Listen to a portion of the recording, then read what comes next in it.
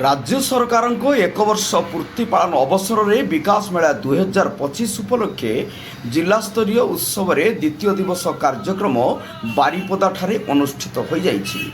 जिलास्तरीय उत्सव में द्वितीय दिन में मयूरभंज जिलार प्रभारी तथा मान्यवर मंत्री विद्यालय गणशिक्षा विभाग मंत्री मान्यवर नित्यानंद गंड जोग देइथिले।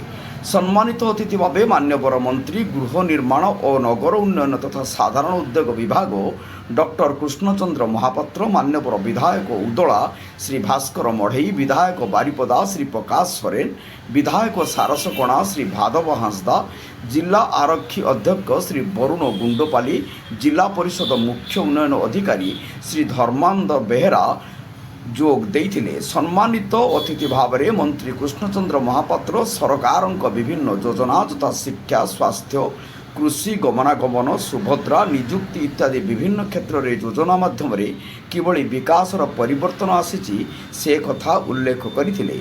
मात्र शिक्षा विभाग बहु नुआ योजना सांग को नूतन शिक्षानीति लागू होउथिले ही शिक्षार मानर उन्नति परिलक्षित होना एवं भूगोल और माइक्रोबायोलॉजी को प्राधान्य स्वतंत्र कहीं दि जाउनथि एबे कहा समय या गुरुत्व बहुत रही बोली सांबादिक माने ओलटा प्रश्न करथिले। उच्च माध्यमिक विद्यालय मानकर हॉर्टिकल्चर और आईटी विभाग शिक्षक घोर अभाव, श्रेणीगृह थियोरी और प्रैक्टिकल क्लास शिक्षक माने भल भाव काम करूना, जहाँफल गरीब आदिवासी पिला माने उन्नत शिक्षार वंचित होउछंती। विद्यालय परीक्षा समय वीडियो सहित ऑडियो को गुरुत्व देवा दरकार बोली सांबादिक माने प्रश्न करथिले। देखिबार बाकी रहिला शिक्षा क्षेत्र में सुधार केबे आसुची। बारिपदारू गौरदास गिरी रिपोर्ट, जनता एक्सप्रेस।